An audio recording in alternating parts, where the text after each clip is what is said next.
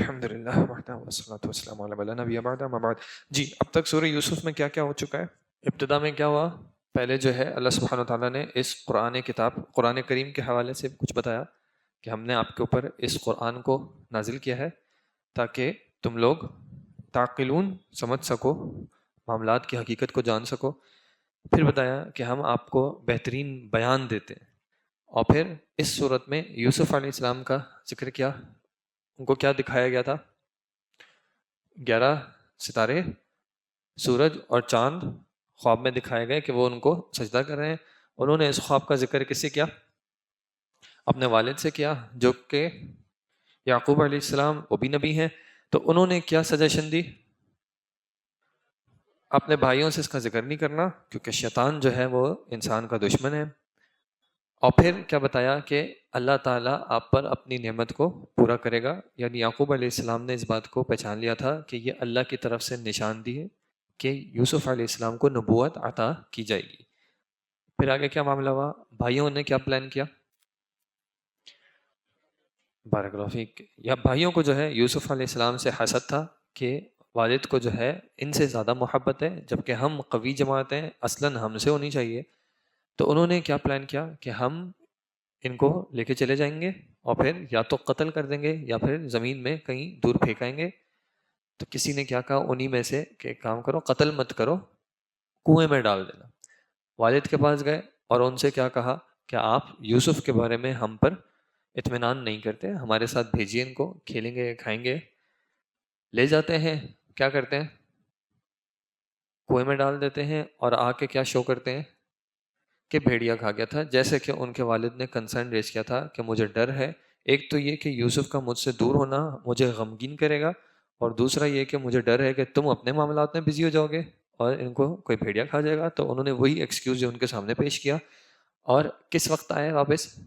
رات کے وقت آئے۔ کس حالت میں آئے؟ یبکون، روتے ہوئے آئے، اور کیا کہا کہ یہ معاملہ ہوا ہے، اب آپ ہم پہ تو بھروسہ کریں گے نہیں۔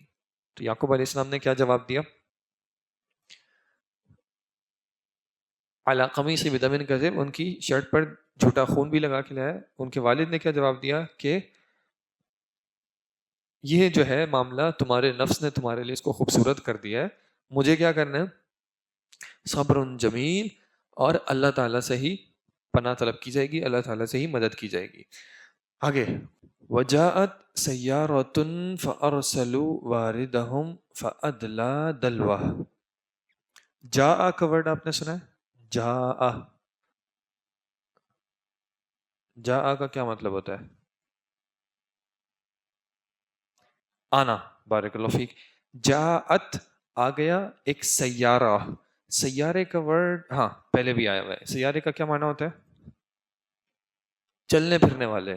کیا مراد تھی؟ کون چل پھر رہا ہوگا؟ قافلہ۔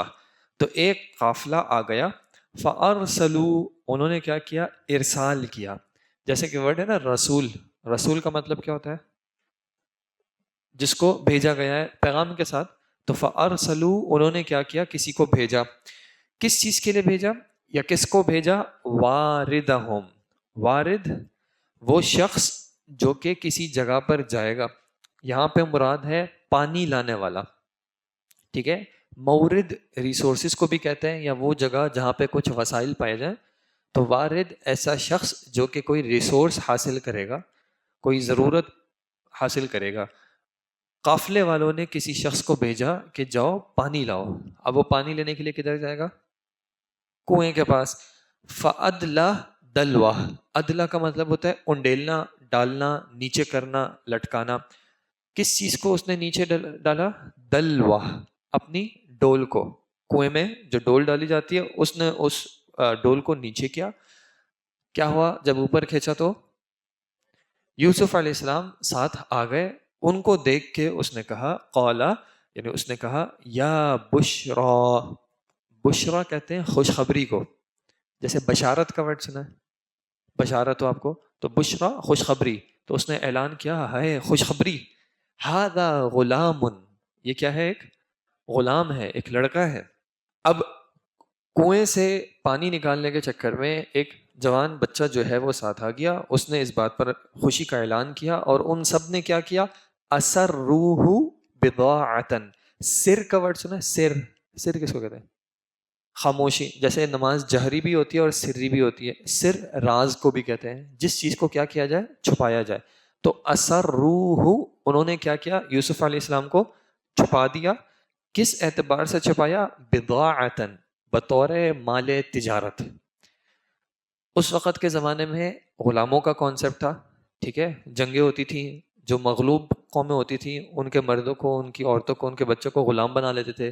پھر غلاموں کو یا تو خود استعمال کرتے ہیں یا پھر کیا کرتے ہیں، بیچ دیتے ہیں. تو غلام ایک پراپرٹی ہوتی تھی. تو اب یہاں پہ ان کو ایک بچہ ملا ہے. اب وہ کیا کر سکتے ہیں؟ یا تو وہ اعلان کر سکتے ہیں کہ بھائی قریب کسی کا کوئی بچہ تو نہیں گما ہے، ان کو ریٹرن کر دیا جائے. لیکن انہوں نے کیا کیا، انہوں نے اس کو بطور مال رکھ لیا. اب جب عام طور پہ کسی جگہ پہ کوئی بچہ گم ہوتا ہے تو پھر کیا ہوتا ہے، اعلان ہوتا ہے، لوگ تلاش کرتے ہیں. اب یہاں سے ایک بچہ ملا ہے، کسی کی فیملی کا کوئی بچہ گم ہوا ہوگا تو ظاہر سی بات ہے وہ کچھ نہ کچھ تلاش میں آ رہے ہوں گے. اور اگر انہوں نے ان کو دیکھ لیا تو پھر کیا کریں گے، ہم سے لیں گے. اور اگر ہم نہیں دیں گے تو چھینیں گے، لڑیں گے اس بات پر. تو انہوں نے کیا کیا، اسروہ، ان کو چھپا لیا تاکہ کسی کو پتہ نہ چلے. اچھا، اب جب ہمارے پاس ایک لڑکا ہے جو کہ ہمارا اپنا نہیں ہے اور وہ بول سکتا ہے، بات کر سکتا ہے، وہ کیا کر سکتا ہے، شور مچا سکتا ہے، تو پھر اب ہماری کیا کوشش ہوگی کہ کیا کریں، چھپا لیں اور منہ باندھ دیں، کر دیں. لیکن کیا کریں اس کا، اگر ہم اس کو کام کرانے کی کوشش کریں گے تو یہ کیا کرے گا، بھاگ جائے گا. تو جلد سے جلد کیا کریں، کبھی کوئی شخص موبائل چوری کرتا ہے، کیا کرے گا، بھیج دے گا. میرے سر سے تو جان ہٹے، مجھے تو اس کی کچھ نہ کچھ ویلیو مل جائے. پھر آ جائیں گے فیملی والے، وہ جانے اور دوسرے لوگ جانے. تو انہوں نے کیا کیا، وَأَسَرُّوهُ بِضَاعَةً، انہوں نے بطور مال تجارت ان کو چھپا دیا کہ ہم ان کو کیا کریں گے، بیچ دیں گے. لیکن اللہ تعالیٰ کہتا ہے وَاللَّهُ عَلِيمٌ بِمَا يَعْمَلُونَ، اللہ سبحانہ وتعالیٰ علیم ہے. علیم، علم رکھنے والا، مکمل علم رکھنے والا، بما یعملون، ان چیزوں کا جو کہ وہ عمل کر رہے ہیں. وہ چھپانے کی کوشش کر رہے ہیں لیکن اللہ سے تو نہیں چھپا سکتے. وَشَرَوْهُ، انہوں نے کیا کیا، شرا، بیچنا. انہوں نے بیچ دیا یوسف علیہ السلام کو، بِثَمَنٍ، سمن کہتے ہیں قیمت کو. اور کیسی قیمت، بخسن. بخس کا مطلب ہوتا ہے کسی چیز کی جو ویلیو ہے اس سے کم پہ. آپ کو پتا ہے 50,000 کا موبائل ہے، آپ 5,000 میں بیچ دیں، کیوں بیچیں گے، تاکہ بک جائے، میرے سر سے جان چھوٹے. وَشَرَوْهُ بِثَمَنٍ بَخْسٍ، انہوں نے یوسف علیہ السلام کو بیچ دیا بہت معمولی قیمت میں. دراہم معدودۃ، دراہم پہچانتے ہیں، درہم، دراہم عام طور پہ چاندی کی کرنسی کو کنسیڈر کیا جاتا تھا. درہم سونے والی کو، سونے والے کو کیا کہتے تھے، دینار. بارک اللہ فیک، دینار و درہم. تو دراہم معدودۃ، گنتی کے کچھ درہم کے عوض جو ہے انہوں نے یوسف علیہ السلام کو بیچ دیا. وَكَانُوا فِيهِ مِنَ الزَّاهِدِينَ، کانو وہ تھے، فیہ ان کے معاملے میں، من الزاہدین. زہد کا ورڈ سنا آپ نے، زہد کا ورڈ، زہد کا کیا مطلب ہوتا ہے، تقوی. ٹھیک ہے، زہد کا معنی ہم لے لیتے ہیں تقوی کا، کیونکہ اگر ایک شخص زاہد ہوتا ہے تو وہ تقوی والا ہوتا ہے. لیکن زہد یعنی وہ شخص جو کہ زاہد ہوتا ہے اس کا دنیا کے ساتھ کیا معاملہ ہوتا ہے، دنیا میں کیا وہ انگیجڈ ہوتا ہے، دنیاوی چیزوں کی طرف اس کی خواہشات ہوتی ہیں، نہیں، وہ دنیا سے بے رغبت ہوتا ہے. تو زہد کا اصل جو معنی ہے وہ ہے بے رغبتی سے، کہ وہ یعنی یہ جو لوگ تھے جنہوں نے یوسف علیہ السلام کو حاصل کیا تھا، وہ یوسف علیہ السلام کے معاملے میں کوئی بہت زیادہ رغبت نہیں رکھتے تھے.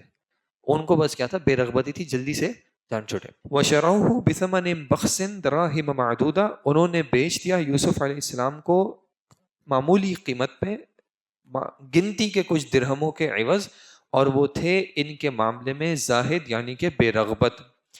وقالا، اب ان کو کہیں نہ کہیں جا کے بیچا، تو جن کے پاس بیچا، قالا انہوں نے کہا، الذی اشتراہ، وہ شخص کہ جس نے ان کو خریدا تھا. اور وہ شخص کہاں سے تھا، من مصر، مصر سے. ٹھیک ہے، مصر سے وہ شخص تھا.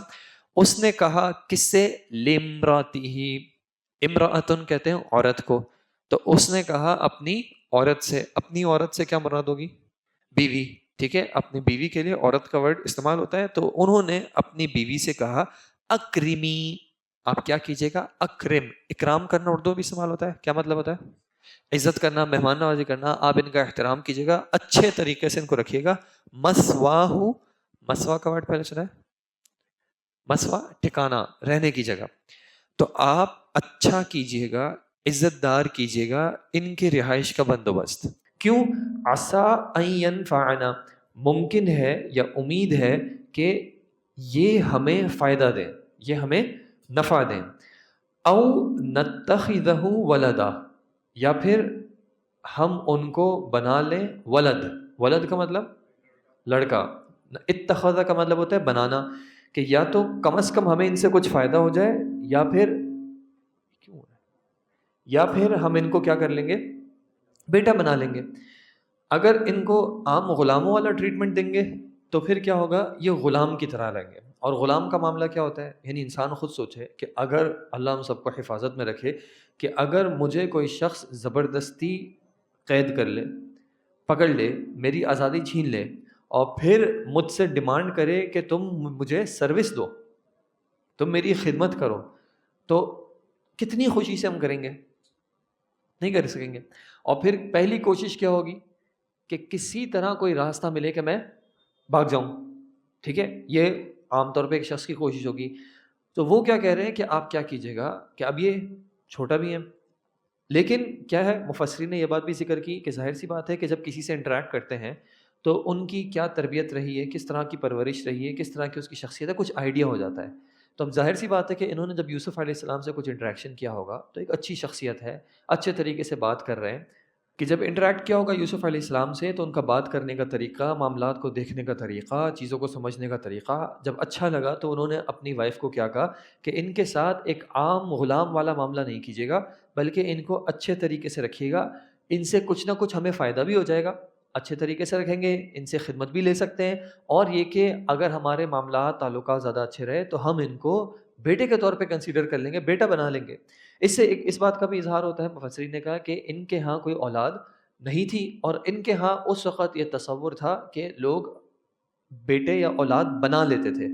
ٹھیک ہے، اس کو عربی میں کہتے ہیں تبنی، بیٹا بنا لینا. یہ عرب کے ہاں بھی جو ہے ایک رواج تھا کہ وہ دوسروں کی اولاد کو اپنا بیٹا بنا لیتے تھے، جیسے ہمارے یہاں پہ بھی ہوتا ہے منہ بولا بیٹا. ٹھیک ہے، وہ الگ بات ہے کہ نبی صلی اللہ علیہ وسلم کے زمانے میں اس شریعت میں اس معاملے کو ختم کر دیا گیا تھا کہ اس کی کوئی شرعی اور لیگل حیثیت نہیں ہے. آپ کسی کو اپنا بیٹا، اپنی بیٹی، اپنا بھائی، اپنا بہن کہہ دیں، کہنے سے وہ رشتہ ثابت نہیں ہو جاتا، بلکہ پردے کے، حجاب کے، وراثت کے وہ احکامات اپنی جگہ پہ رہتے ہیں. اگر میں کہہ بھی دوں فلاں میرا بیٹا ہے، اس سے وہ میرا بیٹا بن نہیں جائے گا. اگر میری وائف نے اس سے پردہ کرنا ہے تو وہ کرنا پڑے گا. میں یہ نہیں کہہ سکتا کہ بس میرا بیٹا ہو گیا تو اب میری وائف اس سے کیوں پردہ کرے، میری ماں اس سے کیوں پردہ کرے. نہیں، ایسا نہیں ہوتا. ان کے ہاں ایک یہ معاملہ تھا. پھر اللہ تعالیٰ کہتے ہیں کذالک مکننا لیوسف. کذالک، اسی طرح، مکننا، مکان کا ورڈ، مکان کا مطلب کیا ہوتا ہے؟ جگہ. ٹھیک ہے، کسی مکان پر رہائش بھی ہو سکتی ہے. اللہ تعالیٰ کہتے ہیں اسی طرح جگہ دی. آخر میں نا کیا بتا رہا ہے؟ مکننا، ہم نے ٹھکانہ دیا، ہم نے جگہ دی لیوسف، یوسف علیہ السلام کو، فی الارض، زمین میں.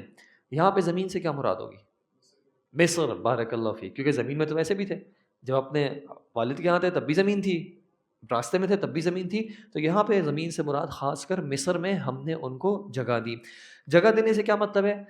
اب اصلاً وہ تھے ایک دیہاتی علاقے کے جہاں پہ ان کے والد تھے. بعض نے صحرا بھی کہا ہے کہ وہ صحرائی علاقہ تھا. وہاں سے ان کو اللہ تعالیٰ کہاں لے آیا؟ ایک شہری علاقے میں، مصر میں، ایک شہری علاقے میں. پھر وہ اپنے والد کے ہاں تھے، اللہ تعالیٰ کہاں لے آیا؟ یہ جو شخص تھے مصر کے، یہ ان کا آگے جیسے جو لقب ذکر ہوا ہے عزیز مصر. ٹھیک ہے، یہ عزیز ان کا نام نہیں، مفسرین نے کہا ان کا نام نہیں تھا، بلکہ یہ اس وقت ایک لقب تھا. جس طرح ہمارے یہاں ہوتا ہے گورنر ہوتا ہے فلاں فلاں فلاں، تو اس طرح ان کے ہاں ایک یہ رسپیکٹیبل پوزیشن تھی جس کا کچھ پولیٹیکل اتھارٹی کے حساب سے ان کا کوئی رول تھا، تو ان کا ٹائٹل تھا عزیز. تو اب ان کے ہاں یہ یوسف علیہ السلام کو اللہ تعالیٰ نے پہنچا دیا. اب صحرا میں رہنے والے، گاؤں میں رہنے والے، وہاں کا ایکسپوجر کس طرح کا ہوگا، وہاں کے معاملات کس طرح کے ہوں گے. اور ایک پاورفل شخص کے ہاں رہنا، ظاہر سی بات ہے جب وہ گورنمنٹ میں ہے، اتھارٹی میں ہے، تو ان کے ہاں لوگوں کا آنا جانا بھی رہے گا، ان کے ہاں دوسری نوبلٹی بھی آئے گی، ان کے دوسرے لوگوں سے انٹریکشن بھی ہوگا، ان کو لے کے کہیں جائیں گے بھی. اس سارے پروسیس میں کیا ہو رہا ہوگا؟ یوسف علیہ السلام کی تربیت بھی ہو رہی ہے، گرومنگ بھی ہو رہی ہے، وہ دیکھ رہے ہیں کہ لوگوں کے معاملات کس طرح کے، حالانکہ اصلاً وہ وہاں کے نہیں ہیں. یہ وجہ علماء نے ذکر کی کہ ان کی اس طرح کی انڈرسٹینڈنگ ڈیولپ ہو گئی، یعنی اللہ تعالیٰ نے کرا دی. یہ وجہ ہے کہ جب ان کو بعد میں ہم دیکھیں گے کہ جب ان کو قید خانے سے نکالا گیا تو بادشاہ کو انہوں نے کیا کہا کہ آپ مجھے جو ہے وہ خزانوں پر مقرر کر دیں، یعنی وہ فائنانس منسٹر کی جو پوزیشن ہے وہ آپ مجھے دے دیں. کیوں کر سکتے ہیں؟ کیونکہ ان کی تربیت اس اعتبار سے ہوئی ہے کہ انہوں نے ان لوگوں کے معاملات کو دیکھا ہوا ہے. دوسرا معاملہ کہ ٹھیک ہے، یعنی قافلے والوں نے پکڑ لیا تھا، بھائیوں کے پاس بھی جو ہے وہ قرار نہیں تھا، تو اب ان کو ایک مکمل مستقل جو ہے وہ جگہ مل گئی جہاں پہ ان کو باعزت طریقے سے رکھا جا رہا ہے. وَلِنُعَلِّمَهُ مِن تَأْوِيلِ الْأَحَادِيثِ، نعلم تعلیم کا ورڈ، علم دینا، اور ہم ان کو سکھائیں من تأویل الاحادیث. تأویل الاحادیث کا کیا مطلب ہے؟ یہ کلمہ ہمارے پاس پہلے بھی گزرا ہے آیت نمبر 6 میں. باتوں کی حقیقت، ٹھیک ہے، خوابوں کی تعبیر بھی، یعنی چونکہ یہ بات بھی آگے بھی صورت میں آئے گی کہ یوسف علیہ السلام کو جو ہے خوابوں کا علم بھی دیا گیا تھا، ان کی تعبیر بھی دی گئی تھی، اور ویسے بھی اللہ سبحانہ و تعالیٰ کی طرف سے جو وحی آنی تھی. تأویل الاحادیث، باتوں کی حقیقت، معاملات کی حقیقت. اور اللہ تعالیٰ کہتا ہے واللہ غالب علی امرہ، اللہ کیا ہے؟ غالب ہے. کس پر؟ علی امرہ، اپنے معاملات پر. لیکن اکثر الناس لا يعلمون، لیکن لوگوں کی اکثریت جو ہے وہ علم نہیں رکھتے. انسان کیا سمجھتا ہے کہ میں کچھ کر رہا ہوں. بھائیوں نے کیا کیا؟ ہم پلان کرتے ہیں، ہم یوسف سے اپنے والد کو دور کر دیں گے. قافلے والوں نے کہا کہ یار جلدی سے ان کو بیچو. اللہ تعالیٰ کیا کہہ رہا ہے کہ اللہ اپنے، یہ جو تمام فیصلے ہیں، تمام جو معاملات چل رہے ہیں، ان پر فیصلہ چلے گا تو کس کا چلے گا؟ اللہ کا چلے گا. تم جو بھی پلاننگ کر لو، حقیقت میں ہوگا کیا؟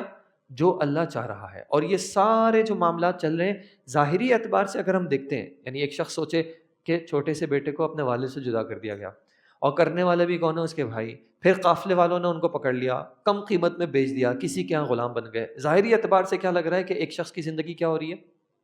ختم ہو رہی ہے، ضائع ہو رہی ہے، تباہ ہو رہی ہے. کہاں اپنے والد کی پیار میں تھے اور کہاں جو ہے کسی کے یہاں غلام بن گئے.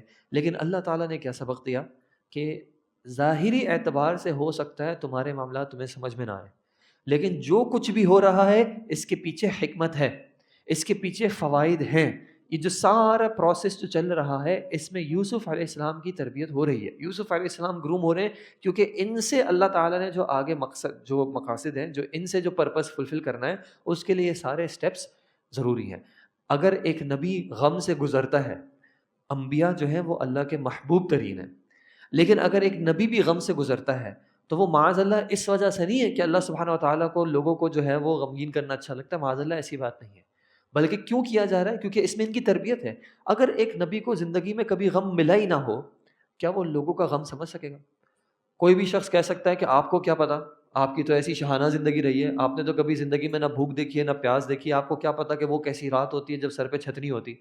تو انبیاء کا اکثریت کا کیا معاملہ ہے کہ ان کو اس طرح کی آزمائشوں میں ڈالا گیا، ایک اس اعتبار سے بھی کہ ان کے درجات بلند ہوں، اللہ تعالیٰ کی سنت ہے، اور ایک اس اعتبار سے بھی کہ وہ لوگوں کے لیے اسوہ حسنہ بن سکیں کہ دیکھو انہوں نے یہ زندگی گزاری ہے. پیچھے یعقوب علیہ السلام اتنا بڑا صدمہ کہ بیٹا جو ہے وہ دور ہو گیا ہے، بیٹے کو لے گیا ہے، لے کے کیا کہہ رہے ہیں؟ فصبر جمیل، مجھے کیا کرنا ہے؟ صبر جمیل کرنا ہے. کوئی شور نہیں مچایا، واویلا نہیں کیا ہائے میرے ساتھ کیا ہو گیا، بلکہ کیا کہا؟ فصبر جمیل واللہ المستعان علی ما تصفون ولکن اکثر الناس لا يعلمون. لیکن لوگوں کی اکثریت جو ہے وہ جانتی نہیں ہے، وہ سمجھتے ہیں کہ بس ہم جو چاہتے ہیں وہ ہوتا ہے. ولما بلغ اشدہ، بلغ کا مطلب بالغ ہونا بھی ہوتا ہے، اصل میں بلغ کا مطلب ہوتا ہے پہنچنا. جیسے کہتے ہیں نا ابلاغ، کسی چیز کا تبلیغ کرنا، تبلیغ کرنے کا مطلب کیا ہوتا ہے؟ کسی چیز کو پہنچا دینا. تو بلغ کا مطلب پہنچنا. اور بالغ ہونا کس اعتبار سے کہتے ہیں؟ کہ ایک شخص اپنی فزیکل میچورٹی کو پہنچ گیا ہے، ٹھیک ہے، تو اس اعتبار سے کہتے ہیں کہ اب یہ بالغ ہو گیا کہ اپنی جسمانی میچورٹی کو پہنچ گیا ہے. تو ولما بلغ، جب وہ پہنچ گئے، اشدہ، شدید کا ورڈ سنا ہے؟ شدید، شدید کا مطلب کیا ہوتا ہے؟ شدید غم ہے، شدید خوشی ہے، شدت کسی چیز کی ایک انٹینسٹی، ہائٹ، ایکسٹریم. جب وہ پہنچ گئے اشدہ بھرپور جوانی کو، انسانی اعتبار سے ان کو پوری قدرت حاصل ہو گئی، تو اللہ تعالیٰ کہتے ہیں آتیناہ، ہم نے ان کو عطا کی حکمن و علمن، ان کو حکمت بھی عطا کی، ان کو حکم کرنا بھی سکھایا یعنی فیصلے کرنا بھی سکھایا، اور علمن ان کو علم بھی عطا کیا۔ وَكَذَلِكَ نَجْزِي الْمُحْسِنِينَ، اور اسی طرح نجزی، نجزی میں کون سا ورڈ ہے؟ بدلہ، جزا، جزا کا ورڈ، اسی طرح ہم جزا دیتے ہیں کس کو؟ محسنین۔ محسن کون ہوتا ہے؟ کیا؟ احسان کرنے والا۔ بارک اللہ فیک۔ احسان وہ والا احسان یہاں پہ مراد نہیں ہے جو ہم اردو میں کہتے ہیں کہ یار فلاں کا مجھ پہ بڑا احسان ہے۔ احسان کا عبادت میں جب معنی کیا جاتا ہے تو نبی صلی اللہ علیہ وسلم کی جو حدیث ہے، حدیث جبرائیل کے نام سے مشہور، کہ جبرائیل علیہ السلام انسانی صورت میں آئے تھے اور نبی صلی اللہ علیہ وسلم سے سوال کیا تھا کہ اسلام کیا ہے، ایمان کیا ہے، اور اس میں انہوں نے ایک سوال کیا تھا کہ احسان کیا ہے۔ تو اس کانٹیکس میں اگر ہم دیکھیں عبادت کے کانٹیکس میں، تو احسان کیا ہے کہ نبی صلی اللہ علیہ وسلم نے کہا تھا کہ تم اللہ کی عبادت ایسے کرو، ان تعبد اللہ کأنک تراہ، گویا کہ تم اس کو دیکھ رہے ہو۔ اگر تم اس کو نہیں دیکھ رہے تو وہ تو تمہیں دیکھ ہی رہا ہے، کہ یہ عبادت ہے احسان والی، کہ تمہاری کیفیت یہ ہے کہ تم اس طرح عبادت کر رہے ہو گویا کہ تم اللہ کو دیکھ رہے ہو۔ تم نہیں دیکھ رہے ہو تو کیا ہوا، وہ تو دیکھ ہی رہا ہے، تمہیں اس بات کا شعور ہے۔ اور ویسے جنرلی اگر کہا جائے گا معاملات میں، تو پھر احسان سے مطلب کیا ہوگا؟ احسان کا مطلب ہوگا کسی چیز کو اس کے بیسٹ پر کرنا، اس کی یعنی انسان کے پاس جتنی کیپیسٹی ہے، جتنی وسعت ہے، جتنے وسائل ہیں، اس نے ان کا بہترین استعمال کرتے ہوئے اپنی پرفارمنس دی، یہ ہے اس کا احسان۔ ریزلٹس کی بات نہیں ہو رہی۔ مثال کے طور پہ دو اسٹوڈنٹس ہیں، ایک ہی کلاس میں پڑھتے ہیں، ایک اسٹوڈنٹ ایسا ہے جس کی اس کی زندگی ایسی ہے کہ اس کو جاب بھی کرنی پڑتی ہے، اور دوسرا ایسا ہے کہ جس کو جاب کرنے کی ضرورت نہیں ہے، اس کے پاس اور وسائل ہیں، اور اس کا پورا ٹائم جو ہے وہ پڑھائی کے لیے صرف ہو سکتا ہے۔ اب یہ دونوں ایک ہی کلاس میں ہیں، ایک ہی مضمون پڑھتے ہیں، کیا ضروری ہے کہ دونوں کے سیم مارکس آئیں گے؟ نہیں۔ اس کا احسان کیا ہوگا جو جاب کرتا ہے، کہ اس کو اپنی ذمہ داریاں پورے کرنے کے بعد جو وقت اس کو میسر ہے وہ اس میں اپنا بہترین دے دے۔ ہاں، اگر جاب سے چھٹی لے سکتا ہے، اس کے پاس ایسی پاسبلٹی ہے تو وہ اویل کرے، یہ اس کا احسان ہوگا۔ لیکن جو جاب نہیں کر رہا، جو فری ہے، اس سے ایکسپیکٹیشن کیا ہوگی؟ زیادہ ہوگی، دونوں کی برابر نہیں ہوگی، چاہے سیم کلاس میں پڑھتے ہیں، چاہے سیم ایگزام دینا ہے، لیکن دونوں کی چونکہ سچویشنز ڈفرینٹ ہیں، اس وجہ سے دونوں سے ایکسپیکٹیشنز بھی ڈفرینٹ ہوں گی۔ تو یہ اللہ سبحانہ و تعالیٰ کا جو ہے ایک نظام ہے کہ اللہ تعالیٰ انسان سے چاہتا ہے احسان۔ یہ احسان میرا ان کے مقابلے میں نہیں ہوگا، یہ احسان ہوگا میرا اپنے مقابلے میں۔ اگر تمہارے پاس کچھ وقت تھا، اگر تم کچھ اور وقت صرف کر سکتے تھے تو تم نے کیوں نہیں کیا؟ اگر تم کچھ تھوڑا اور صبر کر سکتے تھے، یعنی اگر یہی بات تمہارے والد نے کہی ہوتی تو تم خاموش رہتے، لیکن تمہاری بیوی کے والد نے کہی تو تم خاموش نہیں رہ سکے۔ اس کا مطلب کیا ہے؟ تمہارے پاس کیپیسٹی تھی، تمہارے پاس وسعت تھی، جگہ تھی، لیکن تم نے اس وسعت کو، اس کیپیسٹی کو یوٹیلائز نہیں کیا، تم نے وہ پرفارمنس نہیں دی جس کے تم ایبل ہو۔ ٹھیک ہے، گاڑی میں ہوتا ہے نا کہ اسپیڈ میٹر لگا ہوتا ہے، اب وہ گاڑی 200 پہ جا سکتی ہے، اگر جا سکتی ہے تو گاڑی کا احسان کیا ہوگا کہ وہ اس اسپیڈ پہ جائے۔ اگر وہ 120 پہ رک جاتی ہے کہ آگے میں نہیں جاؤں گی، تو کیا کہا جائے گا کہ بھائی 120 پہ تو 600 سی سی والی گاڑی بھی چلی جاتی ہے، 1800 سی سی والی کا مطلب کیا ہے کہ اس کو آگے پش کیا جا سکے۔ اب ایک شخص کہتے ہیں یار میں تو اتنا ہی کر سکتا ہوں، ضرورت پڑتی ہے تو وہ زیادہ کر لیتا ہے۔ اس کی ایگزامپل دیکھیں، 3 بجے اگر فلائٹ ہوتی ہے تو پوری رات بھی جاگ جاتا ہے نا ایک شخص، یا رات کے 10 بجے بھی سوئے گا تو 2-3 بجے اٹھ جائے گا نا۔ لیکن اگر اللہ کی عبادت کرنی ہو، اگر نہیں اٹھا جا رہا ہے، اس کا مطلب کیا ہے؟ میرے پاس کیپیسٹی تو ہے، وسعت تو ہے، لیکن شاید وہ یا تو خواہش نہیں ہے اتنی، یا میں اس کے لیے اتنی محنت نہیں کر پا رہا، یا پھر کہیں نہ کہیں میری کمی کوتاہیاں کہ جس کی وجہ سے مجھے توفیق نہیں ہو رہی۔ اللہ ہم سب کو توفیق دے۔ تو کذالک نجزی المحسنین، اسی طرح ہم جزا دیتے ہیں احسان کرنے والوں کو جو اپنی بیسٹ پہ پرفارم کرنے کی کوشش کرتے ہیں۔ رزلٹ سے اس کو باؤنڈ نہیں کیا، کیونکہ انسان سے جو سوال ہے وہ اس کی محنت کا ہے، اس کے کنکلوژنز کا نہیں ہے۔ اللہ تعالیٰ نے انسان کو کیا کہا کہ تم نے محنت کرنی ہے، والذین جاہدوا فینا، وہ لوگ جو کہ ہمارے راستے میں محنت کرتے ہیں، لنہدینہم سبلنا، ہم ان کو ہدایت دیں گے سیدھے راستے کی۔ آپ نے تو حدیث پڑھ لی ہوگی، انشاءاللہ جلد پڑھ لیں گے، کہ نبی صلی اللہ علیہ وسلم نے بتایا ہے کہ آپ صلی اللہ علیہ وسلم کو امتیں دکھائی گئیں، انبیاء دکھائے گئے، ان کے ساتھ ان کی قومیں دکھائی گئیں۔ ایسے بھی انبیاء تھے کہ جن کے ساتھ کچھ لوگ تھے، ایسے بھی انبیاء تھے جن کے ساتھ 2 لوگ تھے، ایسے بھی نبی کے جن کے ساتھ 1، اور ایسے بھی کہ جن کے ساتھ کوئی نہیں۔ تو کیا ان انبیاء نے ایفرٹس نہیں کی ہوں گی؟ پوری زندگی گزار دی. نوح علیہ السلام کا معاملہ اللہ تعالیٰ نے قرآن میں مختلف جگہوں پہ بتایا کہ کتنا عرصہ محنت کی, ریزلٹس کے ہم باؤنڈ نہیں ہیں. ہم نے ایفرٹ کی, اگر وہ ایفرٹ اپنے بیسٹ پہ کی ہے تو انسان نے احسان کیا ہے. اللہ تعالیٰ کہتا ہے کہ اسی طرح ہم احسان کرنے والوں کو جزا دیتے ہیں کہ ان کی محنت کبھی بھی اللہ تعالیٰ ویسٹ نہیں کرتا. جی یہاں پہ ہم رکتے ہیں آج انشاءاللہ. آپ لوگوں کے جو آن لائن پہلے سوال ہیں پہلے ان کو دیکھ لیتے ہیں. جی اگر آپ کوئی سوال ہے تو پلیز بتا دیجیے گا. کہ نبی کی سنت معلوم ہے لیکن اللہ تعالیٰ کی سنت کا کیا مطلب؟ سنت کا مطلب ہوتا ہے طریقہ, ٹھیک ہے, پیٹرن. تو اللہ سبحانہ و تعالیٰ کی سنت کا کہنے کا مطلب ہے کہ اللہ تعالیٰ کا کیا طریقہ رہا ہے, ٹھیک ہے. مثلا اللہ کی سنت یہ ہے کہ اللہ تعالیٰ اپنے نیک بندوں کو آزماتا ہے, ٹھیک ہے. اللہ تعالیٰ ان کو آزماتا ہے, ٹیسٹ کرتا ہے, یہ اللہ کی سنت ہے. اللہ تعالیٰ نے انبیاء کو بھی آزمایا. نبی صلی اللہ علیہ وسلم کی حدیث ہے کہ اشد البلائی, سب سے زیادہ جو شدید آزمائشیں آئی ہیں وہ کس پر آئی ہیں؟ انبیاء پر. اور پھر اس کے بعد جو ان کے جیسے ہوتے ہیں, پھر ان کے جو جیسے ہوتے ہیں.